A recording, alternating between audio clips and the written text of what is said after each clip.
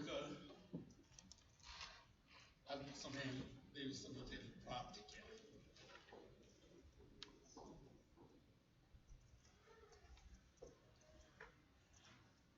ഈ മാസത്തിന്റെ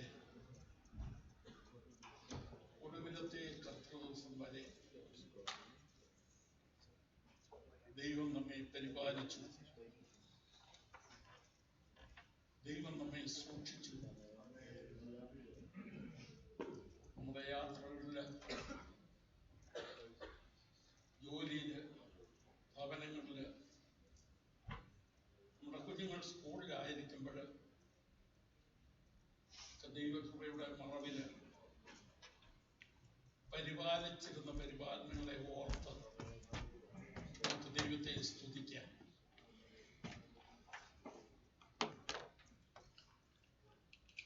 ഈ വർഷത്തിന്റെ ഒരു മാസം കടന്നു പോവുകയാണ്. ഈ വർഷത്തിന്റെ പ്രാരംഭത്തിൽ തന്നെ അനേക വേദനകളും ദുഃഖങ്ങളും നമ്മിൽ പലരും നാം അനുഭവിപ്പാനിടയായി.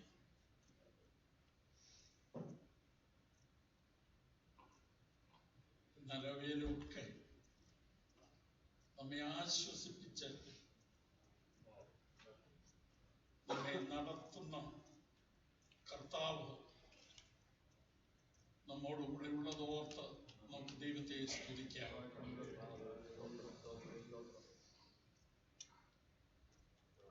പലപ്പോഴും നമ്മൾ നമ്മുടെ ചർച്ച കൊണ്ട് മാത്രം നാം പ്രാർത്ഥന നിർത്താറുണ്ട്. എന്നാൽ നമ്മെ സ്നേഹിക്കുന്നവരും നാം സ്നേഹിക്കുന്നവരുമായി കഴിഞ്ഞ നാളുകളിൽ നാം പരിചയപ്പെട്ട, നാം ഒന്നിച്ച് ആരാധിച്ച, നമ്മുടെ മധ്യേ കടന്നു വരികയും ശുശ്രൂഷിക്കുകയും ചെയ്ത അനേക പ്രിയപ്പെട്ടവരെ ദുഃഖത്തിലും വേദനകളിലും ഈ ദിവസങ്ങളിൽ കഴിയുന്നുണ്ട്. തങ്ങളുടെ പ്രിയപ്പെട്ടവരുടെ വേർപാട് നിമിത്തം ദുഃഖിക്കുന്ന പ്രിയപ്പെട്ടവര്, രോഗത്താൽ പ്രയാസങ്ങൾ അനുഭവിക്കുന്ന പ്രിയപ്പെട്ടവര്, മറ്റ് വിവിധ പ്രശ്നങ്ങളുടെ മുമ്പിൽ ഭാരപ്പെടുന്നവര്,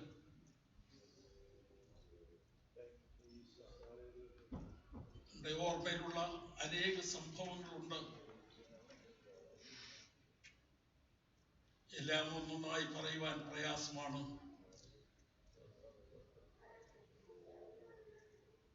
എന്നാൽ വളരെ വേദനയിലായിരിക്കുന്ന പ്രിയപ്പെട്ടവരെ നമുക്ക് ഓർത്ത് പ്രാർത്ഥിക്കാം.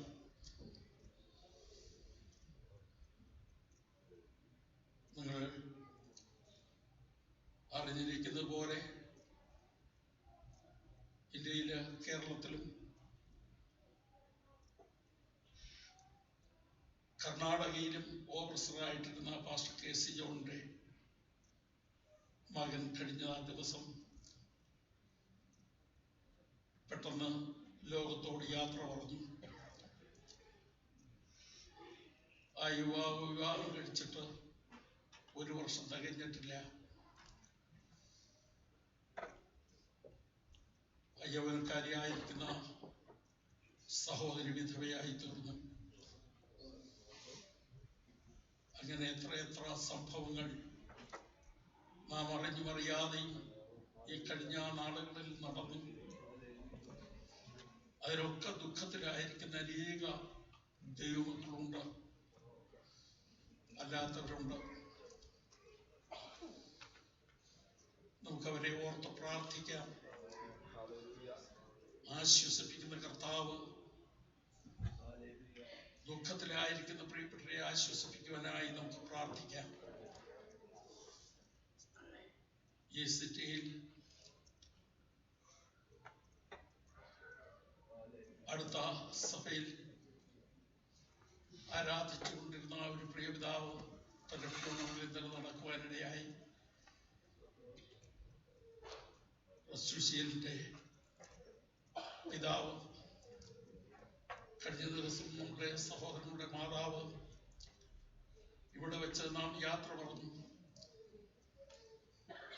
ഇങ്ങനെ ദുഃഖത്തിലായിരിക്കുന്ന നമ്മുടെ പ്രിയപ്പെട്ടവരെ നമുക്ക് ഓർത്ത് പ്രാർത്ഥിക്കാം.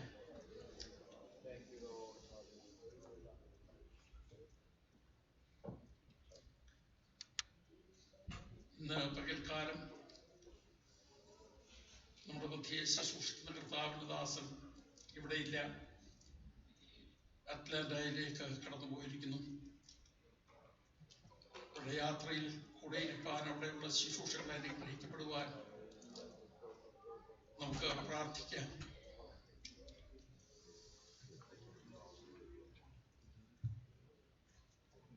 ഈ ദിവസങ്ങളിൽ വിവിധ ആവശ്യങ്ങളിലായിരിക്കുന്ന നമ്മുടെ പ്രിയപ്പെട്ടവരുണ്ട്.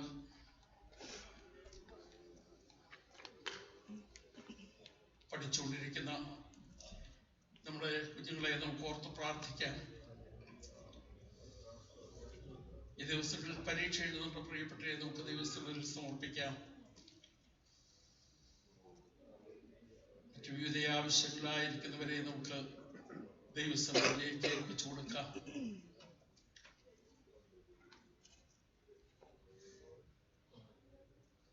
എല്ലാവരും ചേർന്ന് പ്രാർത്ഥിക്കണം.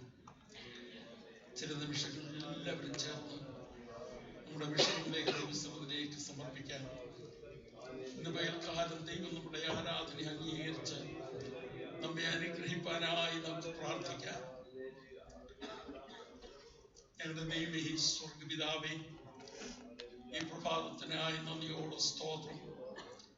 ഈ മാസത്തിന്റെ ഒടുവിലത്തെ കർത്തൃദിവസത്തിൽ തിരുസന്നിധിയിൽ കടന്നുവിടുവാൻ, തിരുമുഖത്തേക്ക് നോക്കുവാൻ, നിന്നെ ആരാധിക്കുവാൻ നീ തന്ന നല്ല അവസരത്തിനായി നന്ദിയോട് സ്തോത്രം.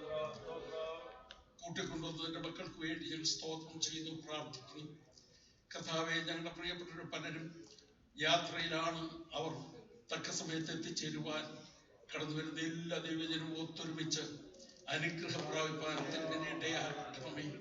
ഞങ്ങളുടെ ഓരോ വാക്കുകളും, ഞങ്ങളുടെ പാട്ട്, പ്രാർത്ഥന, വചനധ്യാനം എല്ലാം നിന്റെ നാമത്തിന്റെ മഹത്വത്തിനാക്കി തീർക്കുമാറാകണമെന്ന് പ്രാർത്ഥിക്കുന്നു.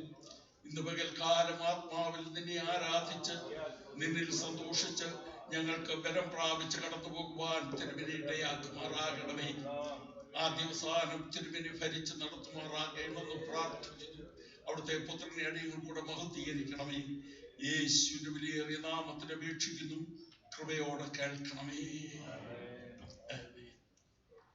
കരങ്ങളെ തട്ടി ആത്മശക്തിയോടെ ദൈവത്തെ പാടി ബോധപ്പെടുത്താം.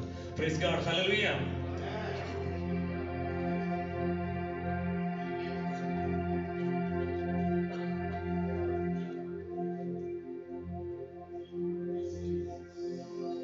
ഞാൻ യഹോവയെ എല്ലാ നാളിലും വാഴ്ത്തിയിടും, തൻ സ്തുതി എപ്പോഴും എന്നാവിന്മേലുണ്ട്. ഞാൻ യഹോവയെ എല്ലാ നാളിലും വാഴ്ത്തിയിടും, തൻ സ്തുതി എപ്പോഴും എന്നാവിന്മേലുണ്ട്. ഓ എന്റെ ഉള്ളം യാഹോവയെ പ്രശംസിച്ചിടുന്നു, എന്റെ ഉള്ളം യാഹോവയെ പ്രശംസിച്ചിടുന്നു. എന്റെ മനസ്സംപ്രിയനെ ഞാനും നിൽക്കുന്നു, ഓ എന്റെ മനസ്സംപ്രിയനെ ഞാനും നിൽക്കുന്നു. ഓ ഞാൻ യഹോവയെ എല്ലാ നാളിലും വാഴ്ത്തിയിടും, തൻ സ്തുതി എപ്പോഴും എന്നാവിന്മേലുണ്ട്. ഓ ഞാൻ യഹോവയെ എല്ലാ നാളിലും വാഴ്ത്തിയിടും, തൻ സ്തുതി എപ്പോഴും എന്നാവിന്മേലുണ്ട്.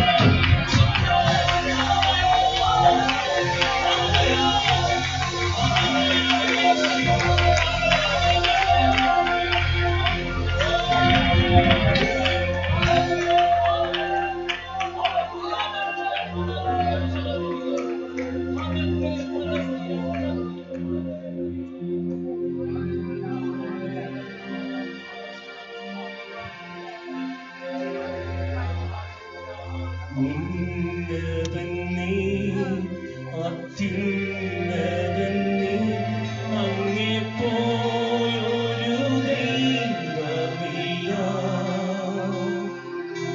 ഓ ഉന്നതൻ നീ, അത്യുന്നതൻ നീ, അങ്ങേപ്പോലൊരു ദൈവമില്ല. ഓ അത്ഭുതവാൻ, അതിശയവാൻ, നീ മാത്രമൻ ദൈവമെന്നും. ഓ അത്ഭുതവാൻ, അതിശയവാൻ, നീ മാത്രമൻ ദൈവമെന്നും. നന്മയല്ലാതൊന്നും ചെയ്തിട്ടില്ലല്ലോ, നന്മ മാത്രമേ അവൻ ചെയ്യുകയുള്ളല്ലോ. നന്മയല്ലാതൊന്നും ചെയ്തിട്ടില്ലല്ലോ, നന്മ മാത്രമേ അവൻ ചെയ്യുകയുള്ളല്ലോ. തിന്മയ്ക്കായിട്ടൊന്നും ഭാവിച്ചില്ലല്ലോ, നന്മയ്ക്കായി കൂടി വ്യാപരിച്ചല്ലോ. തിന്മയ്ക്കായിട്ടൊന്നും ഭാവിച്ചില്ലല്ലോ, നന്മയ്ക്കായി കൂടി വ്യാപരിച്ചല്ലോ.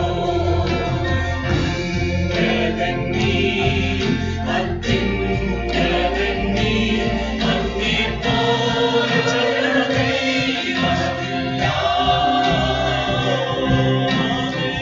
ഉന്നതൻ നീ, അത്യുന്നതൻ നീ, അങ്ങേപ്പോലൊരു ദൈവമില്ല. ഓ അത്ഭുതവാൻ,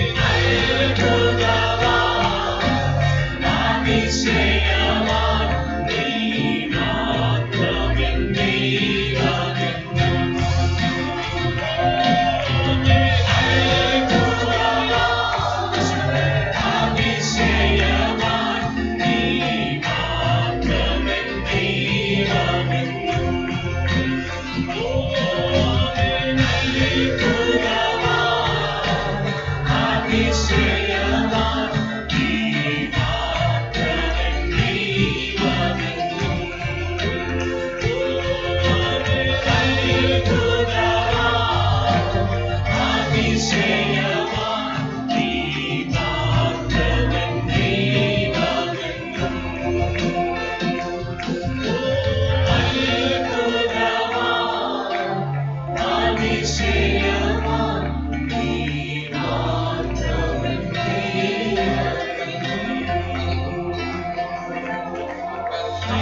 lift up our hands, let's lift up our voice, let's worship God. God, there is no God like you. Master, there is no God like you. Let's lift up our voice and worship Him. As we look back on the road that we've been on, as we look at all the tears that we have cried, our God has been faithful to us every step of the way. Our God has been faithful to us every step of the way. For that, lift up your voice, lift up your hands, and worship Him. Clap your hands and worship Him this morning. Let's invite the presence of God in this place. God, we worship you. There is no God like you. There is no other master like you, God. We worship you in this place. God, for all that you've done for us, for all that you've done in our families, God, we worship you this morning. We give you glory. We give you honor.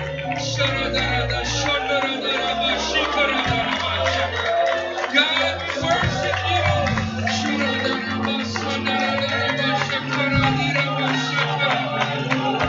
God, we worship you. There's none like you, God. There's no one else like you, God.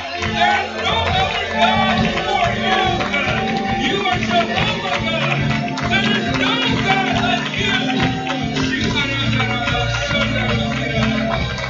We declare in this house, there is no God except you.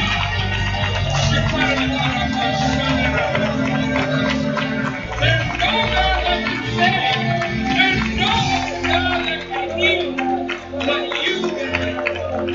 No other God like you, God. Hallelujah. Hallelujah. Hallelujah. God, our tongue alone is not enough to tell you how much we love you. God, our songs alone are not enough to tell you how much we love you, God. We worship you. We worship you, God. We thank you, Lord. We worship you. Hallelujah. Lord God, we come before you as one church family. We acknowledge your presence in this place. God, we as one family, we look to heaven and we want the world to know there is no God except our Jehovah God. We declare in this place that our God and only our God is able to heal us this morning. Only our God is able to free us this morning. And we declare that in this place. We build the faith in this room right now, God. God, if there's any person in this place that has come here with any sickness, God, we declare that only you, God, can heal them this morning. We build the faith in this room, God. We all declare, we say with one voice, God, you are able to heal us this morning. God, if there's any situation going on in any family's home, whether it's financial or relational, God, we pray that you would bring a breakthrough this morning. God, you can do it this morning. We trust you to do that. We trust you to do that. God, you've been with us and our families as we look back on the road that we have traveled, God. Every step of the way you have been with us. You've provided for us. You've kept us safe, God, while we were driving. You kept our children safe at school. For all of those reasons, even our tongue is not enough to say how much we love you, how much we praise you, God. So, God, we just bring our hearts before you as a church.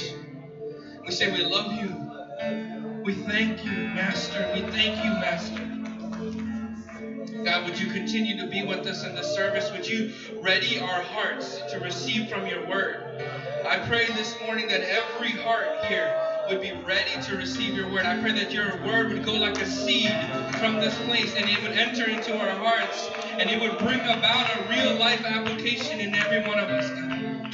Would you make us people that do your word because you are a faithful God. We love you, Lord. We Thank you, God. We pray this in your name, Jesus. Amen. Why don't you give a clap offering to the Lord? Have a seat. As you are seated, why don't you greet your neighbor and say, I'm so happy to see you. I'm so thankful that you're here. Go ahead and greet your neighbor and tell them that. Well, I feel the presence of God in this place. Amen. I love coming together on Sunday morning and being together because we get to experience the presence of God together. Amen. Amen. If you sense the presence of God in this place, could you lift your hands? I just want to make sure I'm not the only one. Okay.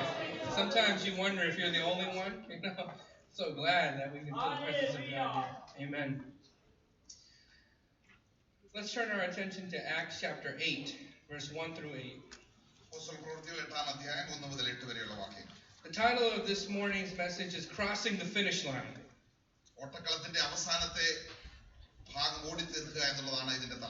Acts chapter 8, verse 1 through 8.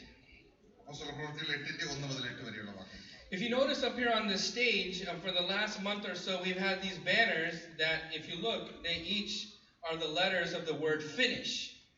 കഴിഞ്ഞ ഒരു മാസക്കാലമായി നമ്മൾ സ്റ്റേജിൽ നോക്കുമ്പോൾ നമ്മൾ ഓട്ടം ഓടി തീർക്കുക അല്ലെങ്കിൽ അവസാനിപ്പിക്കുക എന്നുള്ള കാണുന്ന ബാനറുകൾ നമ്മൾ ഈ സ്റ്റേജിൽ കണ്ടു. You see, the Church of God, at least in Texas, is living into this new vision called Finish the Commitment. Church of God ഈ വർഷം നമ്മുടെ തീരുമാനങ്ങൾ നിവൃത്തീകരിക്കുക എന്നുള്ള ഒരു തീമാണ് എടുത്തിരിക്കുന്നത്. First letter F is for finding, that we would find the unreached people groups in the city and the world and that we would go to them. ഒന്നാമത്തെ അക്ഷരമായ F കൊണ്ട് അർത്ഥമാക്കുന്നത് നമ്മൾ കണ്ടുപിടിക്കുക, നമ്മൾ സുവിശേഷം അറിഞ്ഞിട്ടില്ലാത്തവരെ നമ്മൾ തിരഞ്ഞെടുക്കുക എന്നുള്ളതാണ്. Church, if we ever stop finding the unreached people groups in our city, then we shouldn't exist anymore. നമ്മൾ അങ്ങനെയുള്ള സുവിശേഷം അറിയാത്തവരെ കണ്ടുപിടിക്കുന്നില്ല എങ്കിൽ നമ്മൾ നിലനിന്നിട്ട് കാര്യമില്ല. The second letter is I. It stands for intercede, that we would be praying for the vision and the mission of this church to be accomplished through us. രണ്ടാമത്തെ അക്ഷരമായ I കൊണ്ട് ഉദ്ദേശിക്കുന്നത് നമ്മളെ പക്ഷപാതം ചെയ്യുക അല്ലെങ്കിൽ ഇടവിൽ നിൽക്കുക, അവരെ നമ്മുടെ സുവിശേഷത്തിലേക്ക് നയിക്കുവാനായി. We have very many different places to do this, in prayer meetings, on the phone lines, at our own homes, but we should be interceding that the lost would come to know Jesus.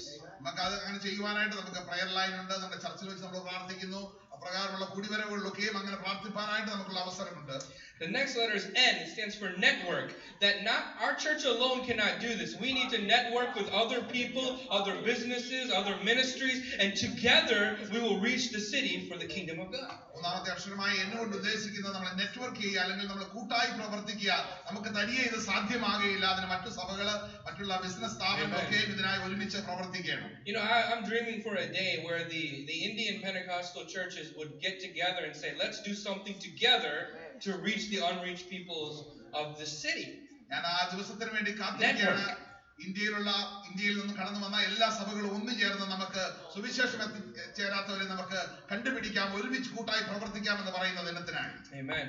The next letter is I. It means invest. That means investing not only your finances but your time and your energy, that you would invest it towards this mission to see the lost come to know Jesus. Amen. അടുത്ത അക്ഷരമായ I കൊണ്ട് ഉദ്ദേശിക്കുന്നത് നമ്മൾ നിക്ഷേപിക്കുക, നമ്മുടെ ധനം മാത്രമല്ല നമ്മുടെ സമയവും നിക്ഷേപിച്ച് ഇതിനായി നമ്മൾ ഒരുമിച്ച് ശക്തിയോടെ പ്രവർത്തിക്കുക.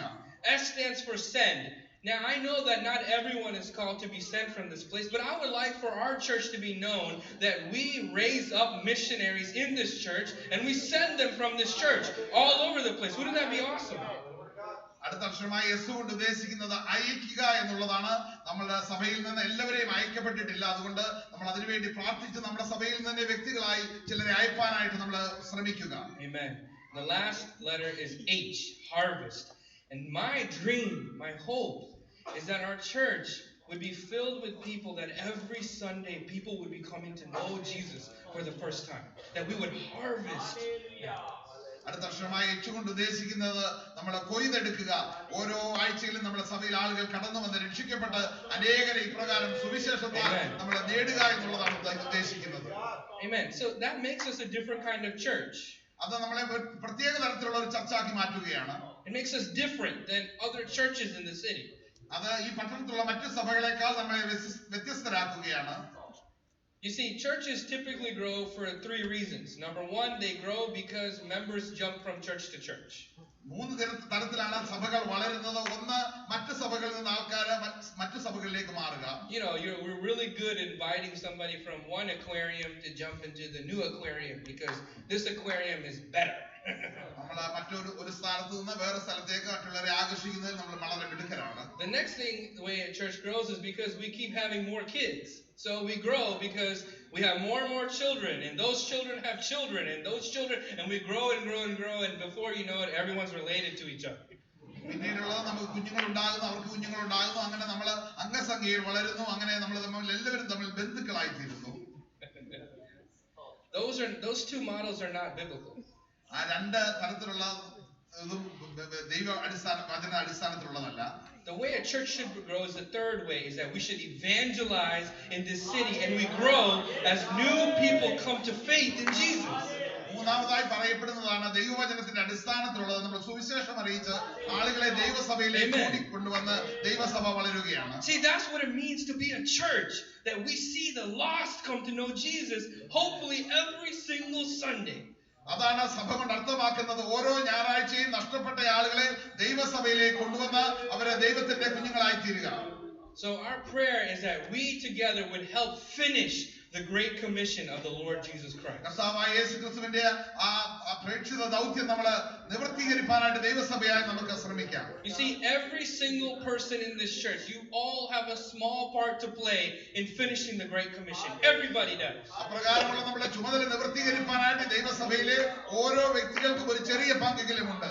And I believe that our church has been uniquely positioned that our harvest, our commission is to reach the Indian people of the city. നമുക്ക് അപ്രകാരം അസാധാരണമായ ഒരു അവസരമാണ് ലഭിച്ചിരിക്കുന്നത്.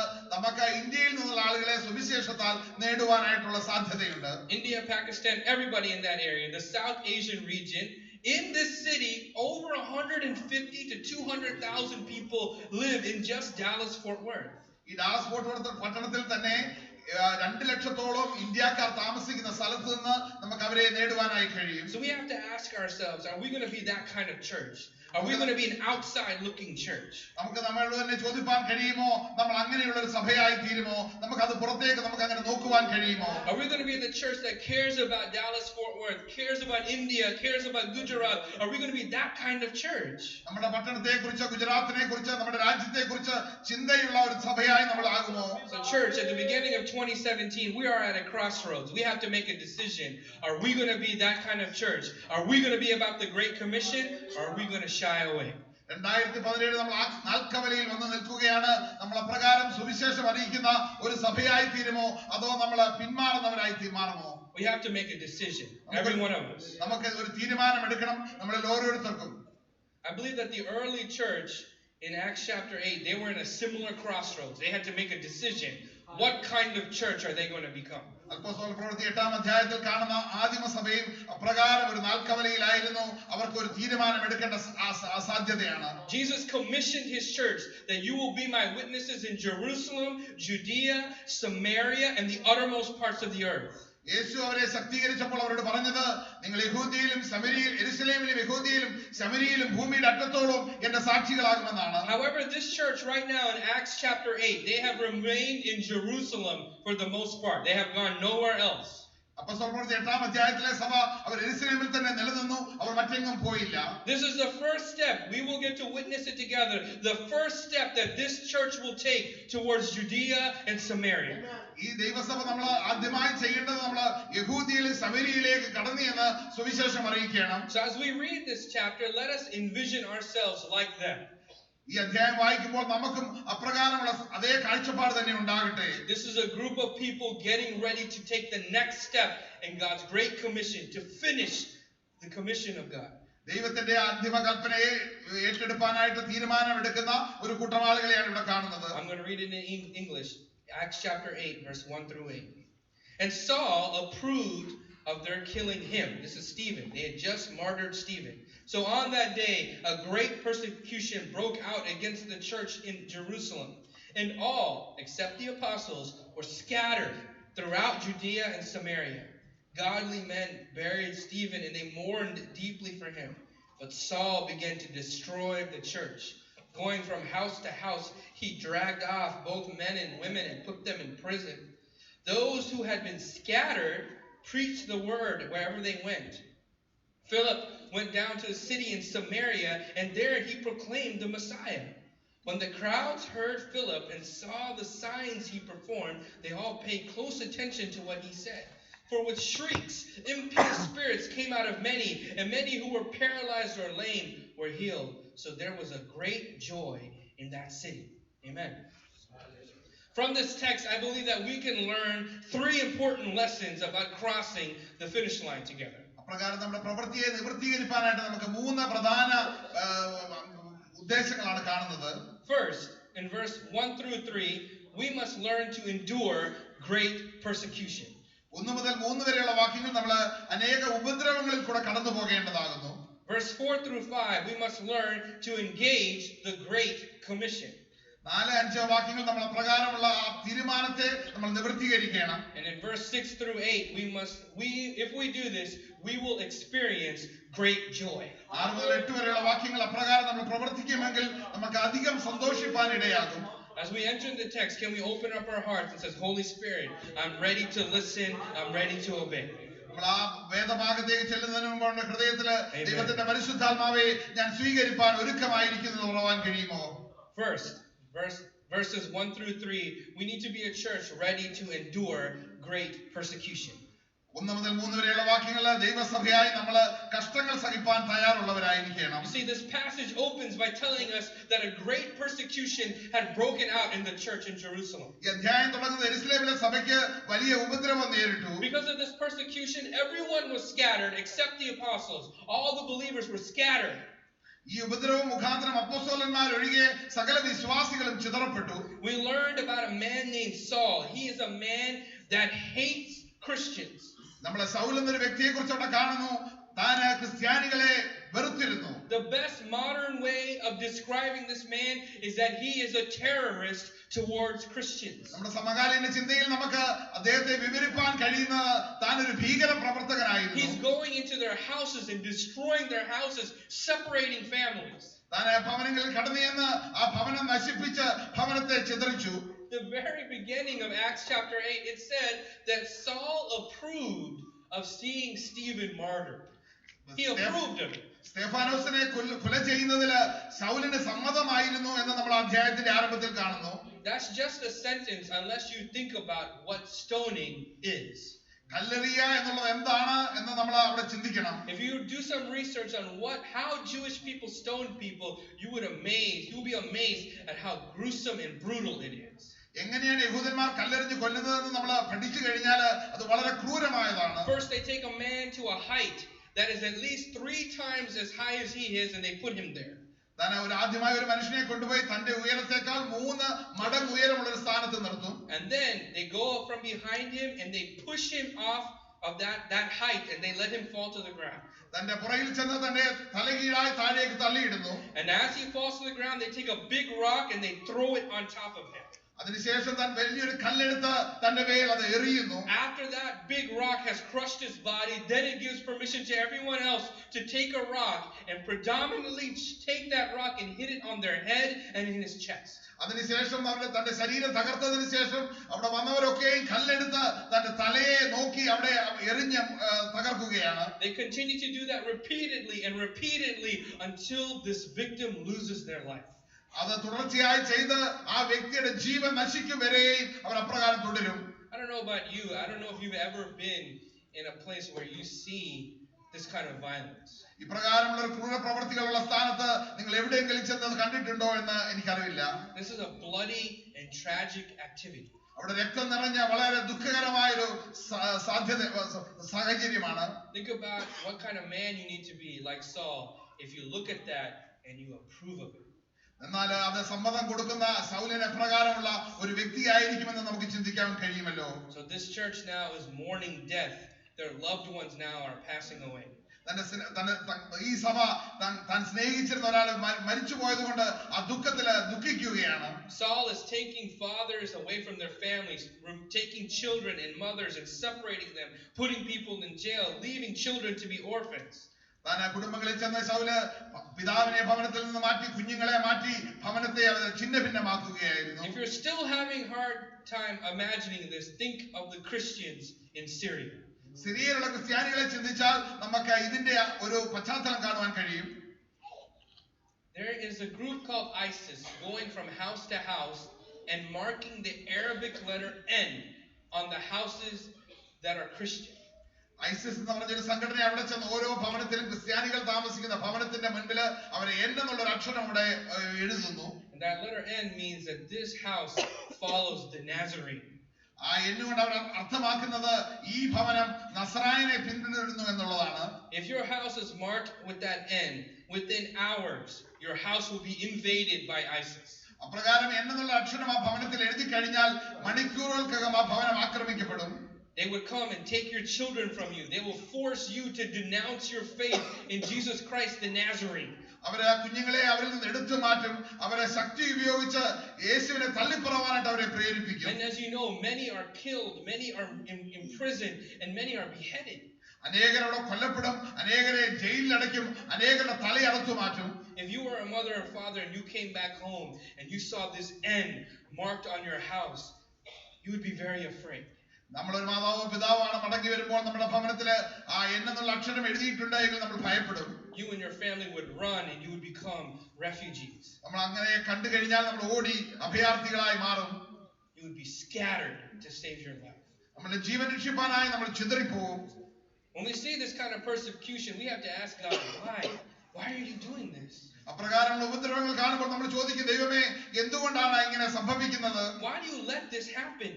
നീ എന്തുകൊണ്ടാണ് ഇപ്രകാരമുള്ളത് സംഭവിക്കാൻ അനുവദിക്കുന്നത്? We know that God is good and He's willing and He's able, but this still happens on the earth.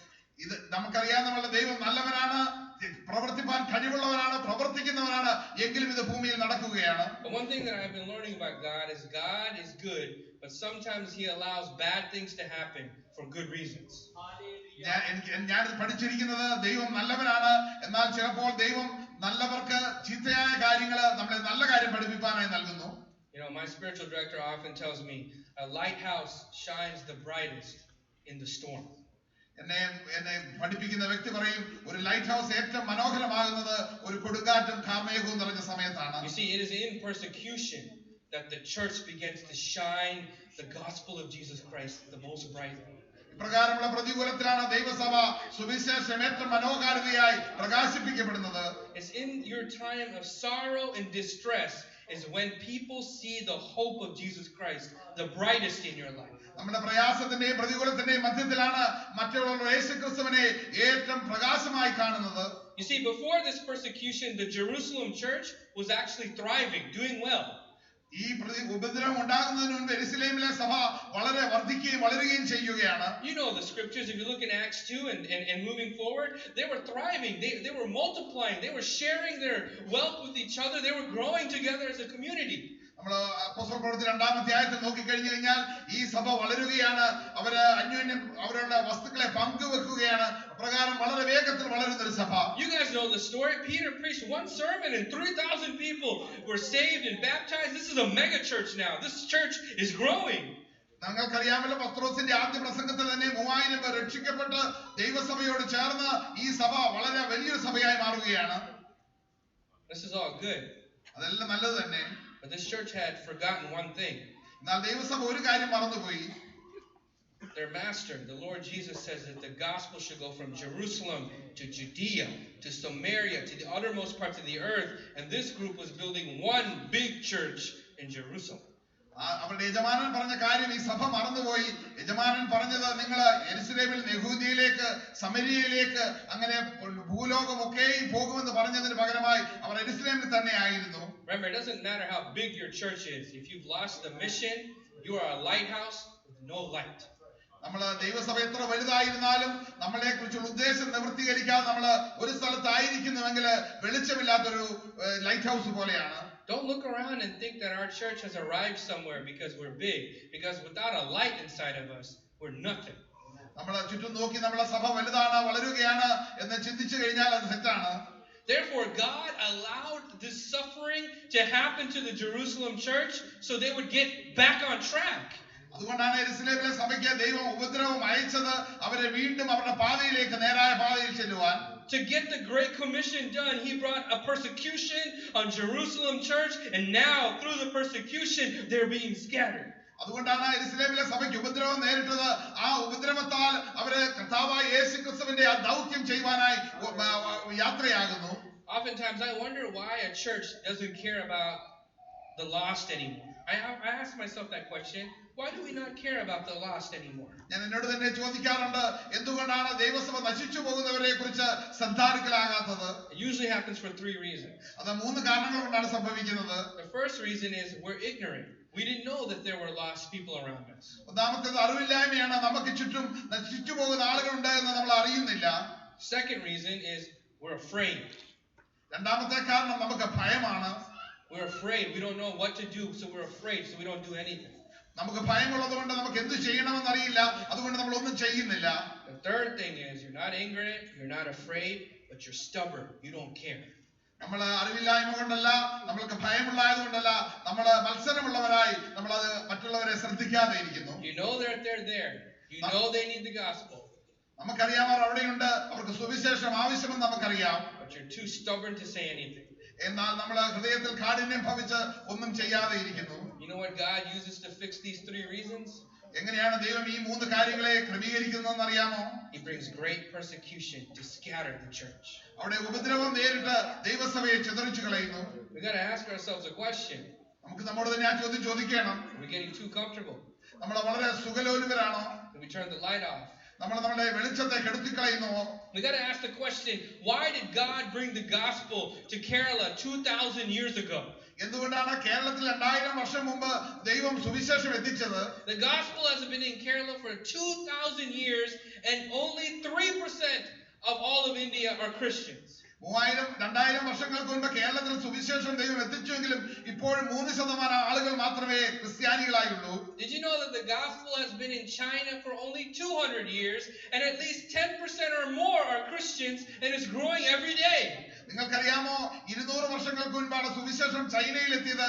എന്നാൽ 10%-ലധികം അവിടെ ക്രിസ്ത്യാനികളുണ്ട്, വളരെ വേഗത്തിൽ വളർന്നുകൊണ്ടിരിക്കുകയുമാണ്. The Indian church was growing because of St. Thomas and his missionary work, and then for hundreds of thousands of years it remained fairly stagnant. Thomas അപ്പോസ്തലൻ ഇന്ത്യയിൽ വന്ന് ദൈവസഭയുടെ വളരുവാനായിട്ട് ആരംഭിച്ചു.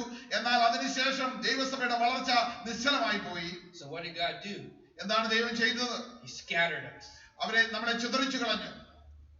I know we all laugh and say you can't go anywhere in the world without finding a Malayali.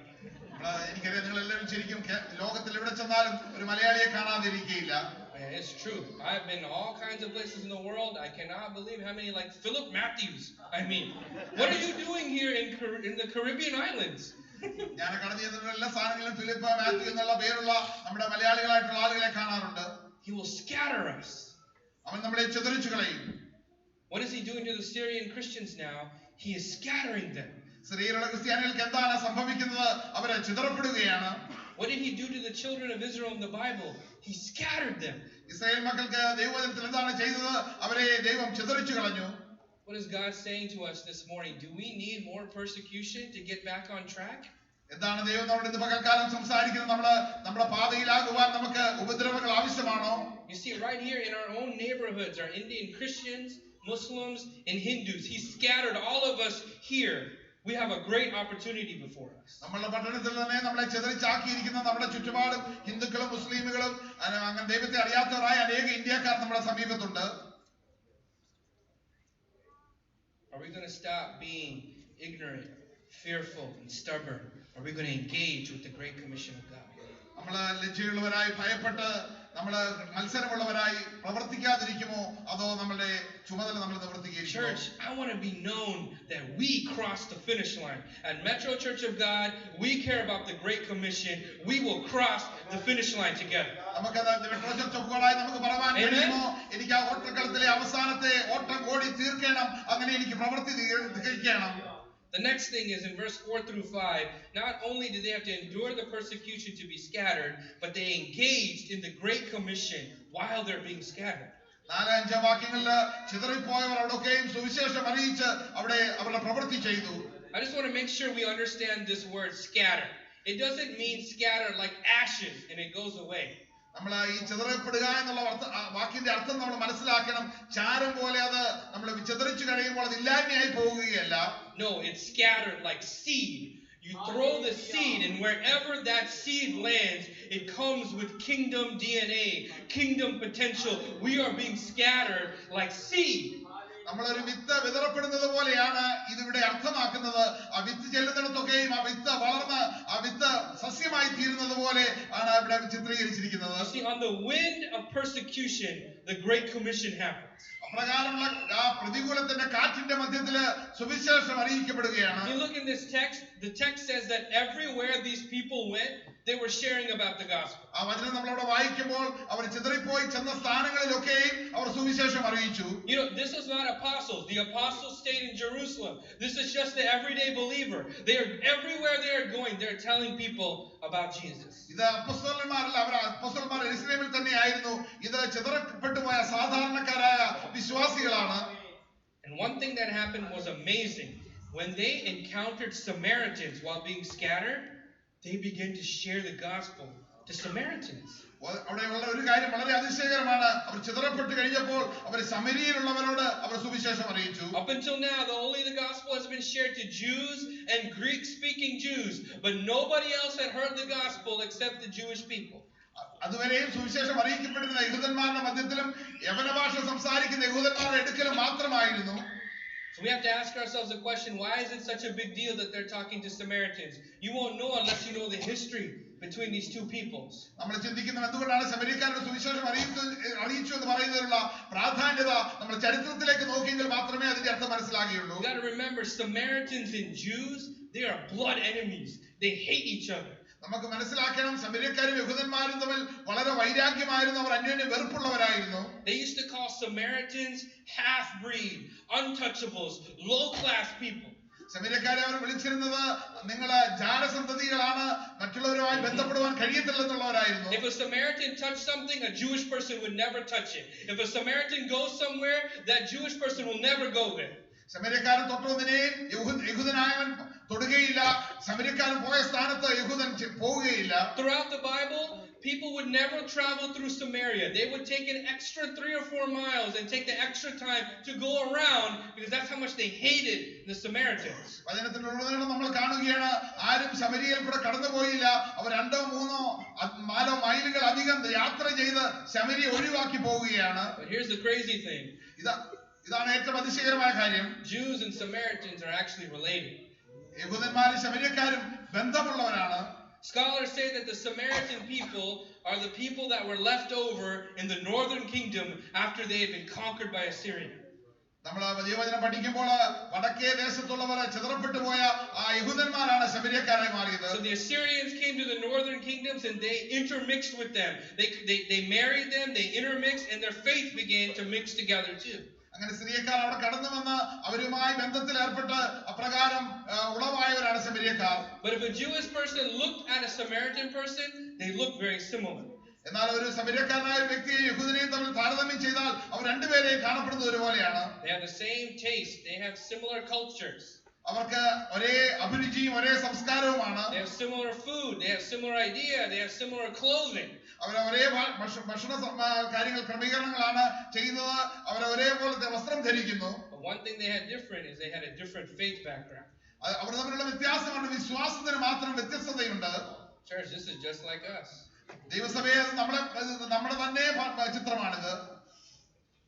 We have a community around us that looks very similar to us. നമ്മുടെ ചുറ്റുപാടും നമുക്കൊരു സമൂഹമുണ്ട്, നമ്മളെ പോലെ തന്നെ കാണപ്പെടുന്നവർ. They have a similar taste to us. നമ്മളെ പോലെ തന്നെയുള്ള അഭിരുചി. They have similar food and similar clothing and similar ideas like us. നമ്മുടെ ഭക്ഷണ രീതി, നമ്മുടെ അതേ ചിന്താഗതി, നമ്മുടെ അതേ വസ്ത്രധാരണം. Some of these people speak the same languages that you speak. നമ്മൾ സംസാരിക്കുന്ന അതേ ഭാഷ തന്നെ അവരും സംസാരിക്കുന്നു. But the difference is we have a different faith background.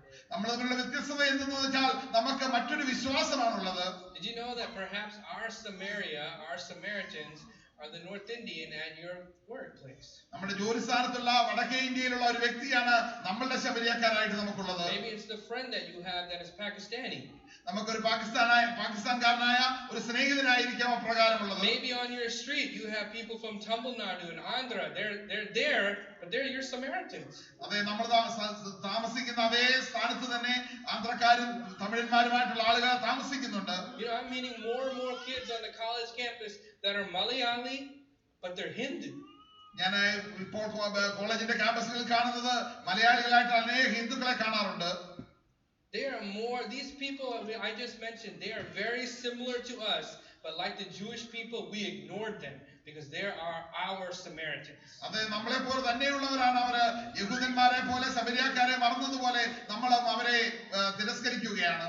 Who better to reach them than us? Do you think that the church next door to us that's white is going to be able to reach them? Who's better to reach them, us or them? നമ്മളെക്കാൾ ഉപരി അവരെ കണ്ടെത്തുവാൻ കഴിയുന്നത് ആർക്കാണ്? നമ്മുടെ ചുറ്റുപാടുമുള്ള ഈ രാജ്യത്തെ സഭകൾക്കാണോ? You see, as these regular people, these are not apostles, they're not pastors, they're not prophets, they're everyday believers. As they are scattered into new places, they are sharing with everyone, including the Samaritans. അത് ഈ പോയവർ അപ്പോസ്തലന്മാരല്ല, അവർ പ്രവാചകന്മാരല്ല, ദൈവദാസന്മാരല്ല, സാധാരണക്കാരായ ആളുകൾ, ചിതറിപ്പോയവർ, അവരാണ് ആ സുവിശേഷം അറിയിച്ചത്. When my dad was sick, he was staying at the hospital here at Baylor. ബെയ്ലറിലെ എൻ്റെ പിതാവ് രോഗിയായിരുന്നപ്പോൾ ഇപ്രകാരം പറഞ്ഞു. I'm surprised how many, I know I should know this, but I'm so surprised how many Indian people work in a hospital. എനിക്കറിയാം, എന്നാൽ ഞാൻ അതിശയിച്ചു പോയി എത്രമാത്രം ഇന്ത്യക്കാർ ആ ഹോസ്പിറ്റലിൽ വർക്ക് ചെയ്യുന്നുണ്ടെന്ന്. So day in, day out, the nurses, the pharmacists, the doctors, people coming in and out, Indian all day long. അവിടെ കടന്നു വരുന്ന എല്ലാ ആളുകളും നേഴ്സസ്, ഫാർമസിസ്റ്റ്, ഡോക്ടേഴ്സ് എല്ലാം തന്നെ ഇന്ത്യക്കാരായ ആളുകളായിരുന്നു. So my dad, it doesn't matter if he's sick or if he's healthy, he wants to talk about Jesus to all these people. It's kind of embarrassing, but he's actually doing this. എൻ്റെ പിതാവ് രോഗിയായിരുന്നാലും ആരോഗ്യമുള്ളവനായിരുന്നാലും തനിക്ക് യേശുവിനെ കുറിച്ച് പറയണം. One of the things that he does that is so embarrassing is when people, before they give you the medicine, they have to ask you what your name is to, authenticate your identification. മരുന്ന് നൽകുന്നതിന് മുൻപായിട്ട് താന് അവരോട് അവരുടെ പേര് ചോദിച്ച് അവരെ തിരിച്ചറിയാൻ ശ്രമിക്കാറുണ്ട്. He's going to be mad I said this, but this is what he says. He says, "My name is Thomas Daniel and I'm a Christian." താന് പറയുന്നത് ഇങ്ങനെയാണ്, എൻ്റെ പേര് തോമസ് ഡാനിയൽ എന്നാണ്, ഞാൻ ഒരു ക്രിസ്ത്യാനിയാണ്. Why does he do that? And everyone kind of smiles and says, "Oh yeah." And then the next question he asks, "Are you?"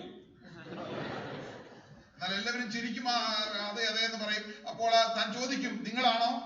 And you know what? Many of the Indian people in that hospital, they were not Christians. അവിടെ ആശുപത്രിയിൽ ഉണ്ടായിരുന്ന അനേക ഇന്ത്യക്കാരായ ആളുകൾ അവർ ക്രിസ്ത്യാനികളല്ലായിരുന്നു. But you know what? God brought us to this country for a reason, and God brought them here for a reason. ദൈവം നമ്മളെ ഈ രാജ്യത്തേക്ക് കൂട്ടിക്കൊണ്ടുവന്നത് ഒരു കാരണമുള്ളത് കൊണ്ടാണ്. അവരെ ഈ രാജ്യത്തേക്ക് കൂട്ടിക്കൊണ്ടുവന്നത് ഒരു കാരണമുള്ളത് കൊണ്ടാണ്. We've all been scattered here for a reason. നമ്മളെല്ലാവരും ഇവിടെ ചിതറപ്പെട്ടത് ഒരു കാരണമുള്ളത് കൊണ്ടാണ്. Are we going to engage in the Great Commission as a church? അപ്രകാരമുള്ള സുവിശേഷത്തിന്റെ ദൗത്യത്തിൽ നമ്മളും പ്രയോജനപ്പെടുന്നവരായി തീരുമോ? We're going to cross the finish line together. When people talk about the members of Metro Church of God, I want them to say that's a people about the Great Commission. നമ്മുടെ metros ദൈവസഭയെ കുറിച്ച് ഇപ്രകാരം പറയണം, ദൈവത്തിന്റെ സുവിശേഷത്തിന്റെ ദൗത്യം ഏറ്റെടുത്തിരിക്കുന്ന ഒരു സഭയാണ്. That no matter where they put us, we will be a light for the gospel of Jesus Christ. നമ്മളെ എവിടെ ഏത് സ്ഥാനത്താക്കി വെച്ചാലും അവിടെ നമ്മൾ സുവിശേഷത്തിന്റെ വെളിച്ചം പരത്തുന്നവരായി തീരും. Amen. The last thing is this, that if we are willing to endure persecution, if we are willing to engage the Great Commission, then friends, you know what happens? We get to experience great joy. നമ്മൾ ഇതാണ് അവസാനമായി കാണുന്നത്. നമ്മളെ ആക്കി വെച്ചിരിക്കുന്ന സ്ഥാനത്ത് നമ്മൾ ഉപദ്രവം സഹിക്കുന്നുവോ, അവിടെ നമ്മളെ ഏൽപ്പിച്ചിരിക്കുന്ന ദൗത്യം നമ്മൾ ചെയ്യുമോ എങ്കിൽ നമുക്ക് വലിയ മഹാസന്തോഷം ഉണ്ടാകുവാൻ ഇടയാകും. Look, I'm not asking you to do this out of obligation. I'm telling you to do this because you will experience a great amount of joy. You and your family will experience joy when you see people come to faith in Jesus. നിങ്ങൾ ഒരു ചുമതലയായത് ചെയ്യുവാനായിട്ടല്ല ഞാൻ നിങ്ങളോട് ആവശ്യപ്പെടുന്നത്.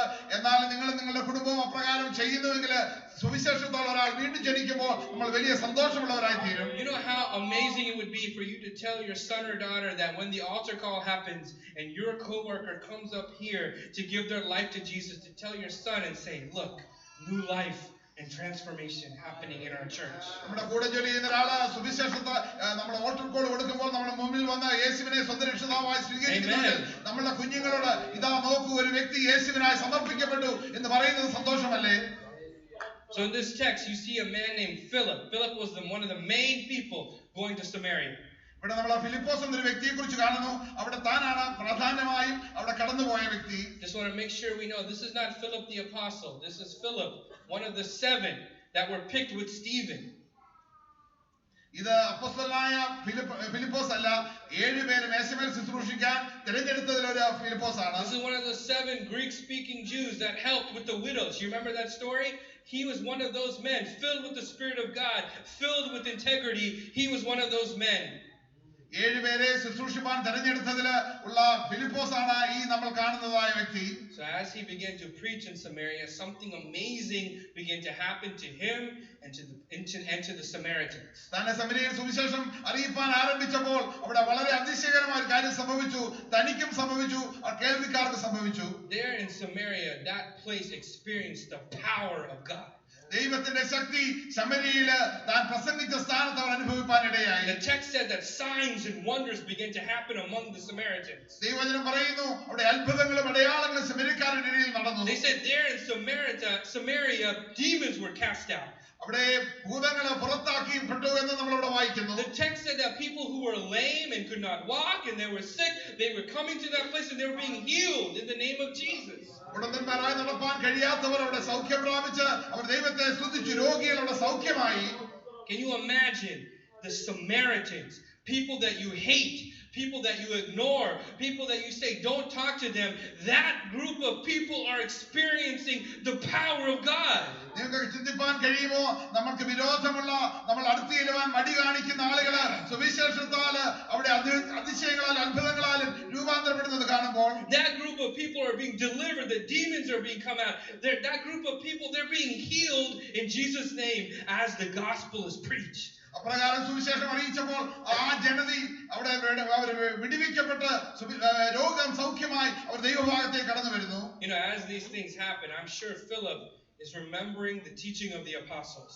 അപ്രകാരമൊക്കെ സംഭവിക്കുമ്പോൾ ഫിലിപ്പോസ് അപ്പോസ്തലന്മാർ പഠിപ്പിച്ചതിനെ ഓർത്തു കാണും. He remembers that the apostles were teaching him about what Jesus said and did in his ministry.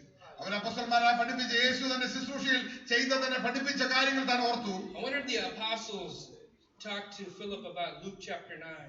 ലൂക്കോസിന്റെ സുവിശേഷം 9-ാം അധ്യായം അപ്പോസ്തലന്മാർ തന്നെ പഠിപ്പിച്ചു എന്ന് എനിക്കറിയില്ല. When Jesus said we need to go through Samaria, so James and John went into Samaria to prepare the way, but the Samaritans said, "No, do not come in here."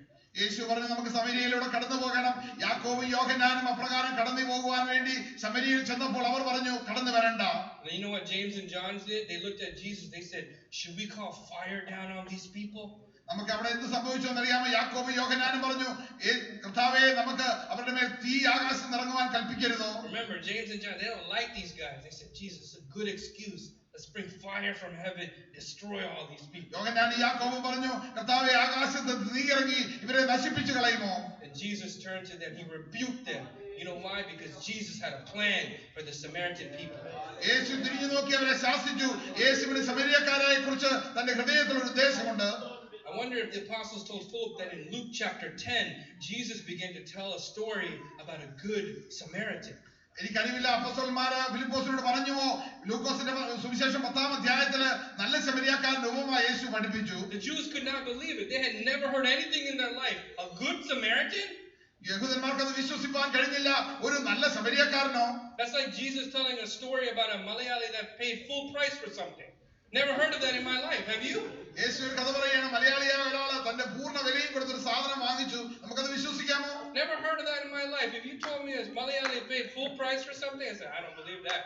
നമ്മളെ പറയുകയാണ് മുഴുവൻ വിലയും കൊടുത്തൊരു മലയാളി ഒരു സാധനം വാങ്ങിച്ചു എന്ന് പറഞ്ഞാൽ നമ്മളത് ഒരിക്കലും വിശ്വസിക്കുകയില്ല. Never heard that in my life. എന്റെ ഒരു ജീവിതത്തിൽ ഒരിക്കലും ഇത് കേട്ടിട്ടില്ല. That's how people are thought when they heard good Samaritan. Never heard of that in my life. അതാണ് ആളുകൾ കേട്ടപ്പോൾ വിചാരിച്ചത് നല്ല ശമരിയക്കാരനോ? അവർ ഒരിക്കലും അത് കേട്ടിട്ടില്ല. Jesus didn't care what they thought because you know why? Jesus had a plan for the Samaritans. യേശു അവരെന്തോ ശ്രദ്ധിച്ചു എന്നുള്ളത് ഗണ്യമാക്കുന്നില്ല. യേശുവിന്റെ ശമരിയക്കാരെ കുറിച്ചൊരു ഉദ്ദേശമുണ്ട്. I wonder if the apostles told Philip about John 4. ഒരു അപ്പോസ്തലന് ഫിലിപ്പോസിനോട് യോഹന്നാന്റെ സുവിശേഷം 4-ാം അധ്യായത്തിലെ കഥ വിവരിച്ചു കാണും. When Jesus himself walked into Samaria. യേശു തന്നെ ശമരിയയിലേക്ക് നടന്നു. There he met a woman at the well. താൻ അവിടെ കിണറിന്റെ അരികെ ഒരു സ്ത്രീയെ കണ്ടുമുട്ടി. This woman did not know about the Messiah, and he stands before her and said, "Woman, the Messiah stands before you. I am he." ആ സ്ത്രീക്ക് മെസ്സിഹയെ കുറിച്ച് അറിവില്ല. യേശു നടന്നവളുടെ മുമ്പിൽ നിന്നുകൊണ്ട് പറഞ്ഞു, നീ അന്വേഷിക്കുന്ന മെസ്സിഹ ഞാനാണ്. And this broken woman went into the city and told everyone, "Come outside because the Messiah is at the well." And revival came to that small Samaritan town. ആ തകർന്ന സ്ത്രീ ഓടി ഗ്രാമത്തിൽ ചെന്ന് പറഞ്ഞു, ഇതാ ഞാൻ ആ മെസ്സിഹയെ കണ്ടുമുട്ടി. അവിടെ വലിയൊരു ഉണർവ് പൊട്ടിപ്പുറപ്പെട്ടു. You know, revival was starting in Samaria, but it didn't finish yet.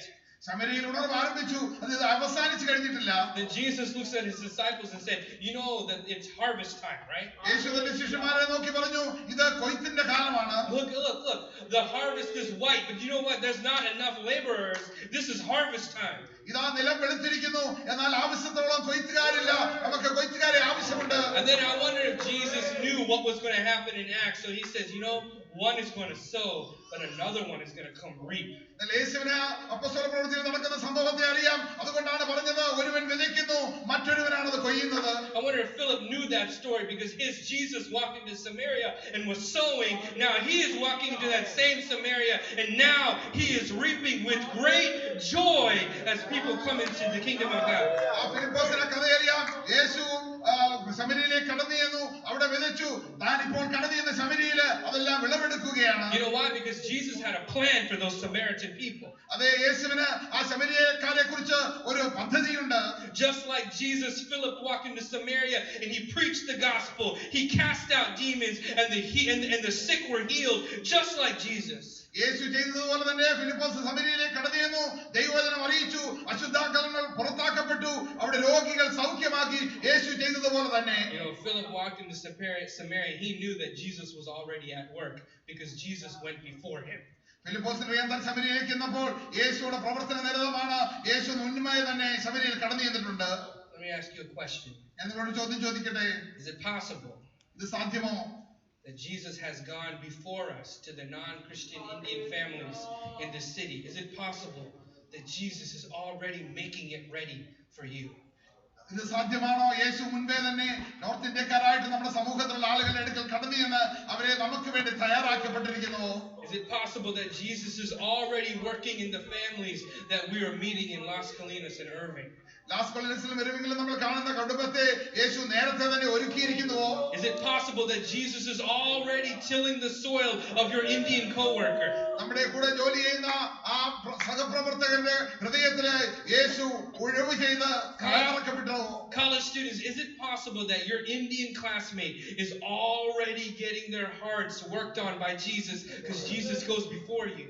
College വിദ്യാർത്ഥികളെ, നിങ്ങളോടൊപ്പം പഠിക്കുന്ന ഹിന്ദുക്കളായിട്ടുള്ള വ്യക്തികളുടെ ഹൃദയത്തിൽ ദൈവം യേശു നേരത്തെ തന്നെ പ്രവർത്തിച്ചു കഴിഞ്ഞിരിക്കുകയാണ്. Is it possible that Jesus is already in Gujarat and when our church gets there, revival is going to happen when we get there? ദൈവസഭ ഗുജറാത്തിൽ എത്തുമ്പോൾ അവിടെ യേശു നേരത്തെ തന്നെ പ്രവർത്തിച്ചു, അവിടെ ഒരു ഉണർവ് പൊട്ടിപ്പുറപ്പെടുകയാണ്.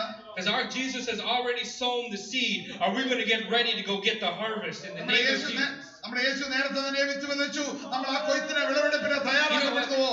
I believe that a revival is going to happen in Dallas Fort Worth, and you know what? It's going to come out of our South Asian community. ഞാൻ വിശ്വസിക്കുന്ന ഡാലസ് ഫോർട്ട് വർത്തിൽ ഒരു ഉണർവ് ആരംഭിക്കും. അത് നമ്മുടെ ഏഷ്യയിൽ ആളുകളുടെ ഇടയിൽ തന്നെയാണ് അത് ആരംഭിക്കുന്നത്. Amen. You know what's going to shake our church, all of our churches, the white, black, Latino church? You know what's going to shake them when they see Hindus and Muslims come to faith like they've never seen before? And you know what those pastors are going to say?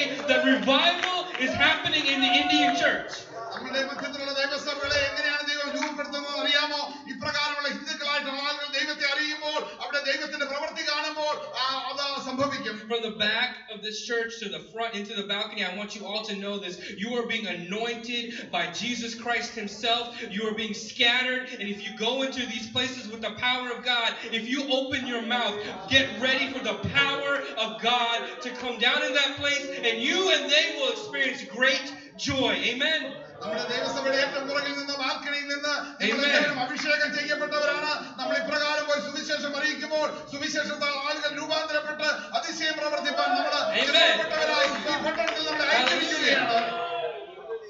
You know, I'm really thankful for our Hindi worship team, for Brother Sam and others. They're taking that first step with us. But they can't do that by themselves. We need to help them. We need to go further. We need to cross the finish line together as a church. ഞാൻ ഇവിടെയുള്ള Hindi ആരാധകരായിരിക്കുന്ന brother സാമിനെയൊക്കെയും ഞാൻ അഭിനന്ദിക്കുകയാണ്. അവർ അതിന്റെ പ്രവൃത്തി ആരംഭിച്ചു കഴിഞ്ഞു. എന്നാൽ നമുക്ക് അതിനപ്പുറത്തായി വളരെ ദൂരം നമുക്ക് യാത്ര ചെയ്യുവാനുണ്ട്. And I am your missionary at the college campus. I have been seeing just this last semester alone 10 Hindu students come to faith in Jesus Christ. We are doing it together, church. We need to take the next step. We got to finish. We got to cross the finish line together. നിങ്ങളുടെ സുവിശേഷകനായി ഞാൻ കലാലയത്തിലായിരിക്കുന്നു. കഴിഞ്ഞ മാസം തന്നെ 10 പേര് ക്രൈസ്തവരായിട്ടുള്ള ഹിന്ദുക്കൾ യേശുവിനെ സ്വന്തം രക്ഷിതാവായി സ്വീകരിച്ചു. നിങ്ങളാണ് എന്നെ ഇവിടെ അയച്ചിരിക്കുന്നത്. Amen. Hallelujah. We're going to do this together. We're going to experience great joy here in Dallas, Fort Worth. We're going to experience it in India, in Gujarat. We're going to get to be a part of God's end time harvest. Amen. നമ്മൾ ഒരുമിച്ചാണ് പ്രവർത്തിക്കുന്നത്. നമ്മൾ ഈ അവസാനകാല പ്രവർത്തികളായി പട്ടണത്തിലെ ഗുജറാത്തിലൊക്കെ സുവിശേഷ മുഖാന്തരം നമ്മൾ ചെയ്യുവാനായി നമ്മൾ ഒരുമിച്ചായിരിക്കുകയാണ്. Let's stand to our feet. We're going to worship God together. Hallelujah. Hallelujah. Church, as we take this time to worship, I pray that God opens your heart. Some of you in this place, I know you are full of fear to do this, but God is going to remove that fear as we worship now. Some of you are afraid to open your mouth in your workplace, but I'm telling you, they will not believe anyone else except you, because God has appointed you to be there. Some of you in this place, you're ignorant. You had no idea that there were so many people that didn't know the gospel. But today you know. You have that knowledge. You can go into these places and speak the good news. But you know what? There's another group of you here. You're stubborn. You know these things, but you don't want to do it. And I can't change your mind. Only the Holy Spirit of God can do that. And I pray that during this time of worship that your heart would break, that you wouldn't come to church just for you, but you would come to this church to be filled, to be equipped, so you can go after this is over. Hallelujah. Oh God, please forgive us. God, forgive us for knowing how to be saved, but not telling anybody about it. Church, I want you to close your eyes and open your hands to God like this. We're going to enter into a time of worship, and I want you to ask Jesus for what you need to accomplish this. What do you need right now from Jesus?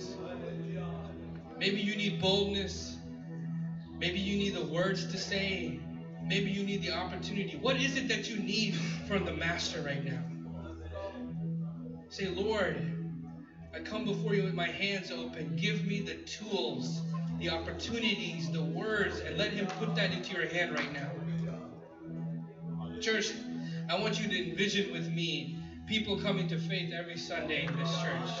I want you to envision with me North Indians and South Indians and Pakistanis and people from all backgrounds, all of us coming together and joyfully worshiping the one true God together.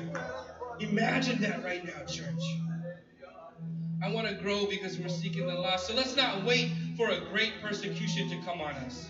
Let's just go do it now in the name of Jesus. Let's be like this early church and finish the Great Commission. Let's be like this early church, and together we will see firsthand great joy in the name of Jesus. Friends, I believe that when the gospel is preached, people are healed. I believe when the gospel is preached, people are set free. And right now, I have, with the help of Bonnie Uncle, we have preached the gospel. That Jesus Christ has risen from the dead and he has given us a great commission. If you are receiving this word right now, just like in Jesus' ministry, just like in the book of Acts, we have the same God yesterday, today, and forever. At the preaching of this gospel, I believe that people are going to be healed right now in the name of Jesus. I believe that there are going to be situations in your life that are going to turn around right now in the name of Jesus. As we experience great joy, think about the non-Christian that you can bring into this place for them to experience great joy. So right now, God, your word has been preached. There is no other God except you, God. There is no one else that died on the cross for the remission of our sins except you, God. There is no other one that has been buried in the ground for 3 days and then raised from the tomb but you, God. There is no one else that ascended to the right hand of the Father and is now the King of the universe except you, God. And there is no way, no life, no truth for mankind except through you, God. And there is no one else that can heal our bodies except you, God. Your gospel has been preached, and as we worship you right now, Holy Spirit, I pray that you would heal bodies. The Lord is saying there is someone here with a back issue. It is a man. That man has a back issue. In this time of worship, God is going to heal you if you want it, because the gospel has been preached in this place. There is a man here with a back problem, and the Lord is saying that during this time of worship, if you want it in faith, you can be healed in the name of Jesus. So as we worship right now, go get your healing. Reach out to the Father and get your healing. But not only that, ask God for the tools you need to reach the people around you. Because there are people that can come into this place that don't know Jesus. They will be healed alongside with you, and many will come to the kingdom. Let's worship God right now in the name of Jesus.